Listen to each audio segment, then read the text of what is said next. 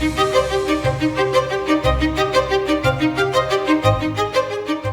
bugün Krasny Ferrari.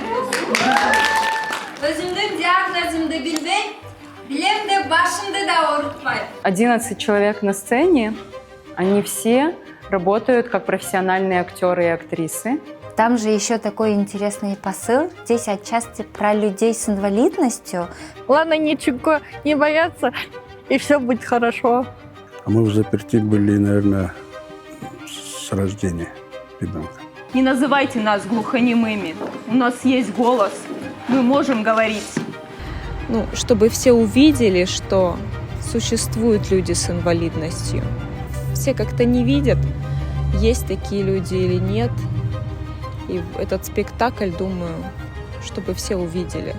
Жестовый язык прекрасный. Да, мы не слышим ушами, но мы слышим сердцем. Именно в этом проекте некоторые девочки прям раскрылись.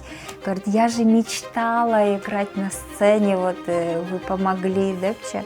Это очень страшно, если ты и не видишь, и не слышишь. Мы попробовали почувствовать себя на месте друг друга. Чтобы каждый театр был инклюзивным, каждый музей стал инклюзивным, каждая библиотека, каждый город. И на широкую аудиторию было бы здорово. Это, я думаю, это не разовый, а долгосрочный проект.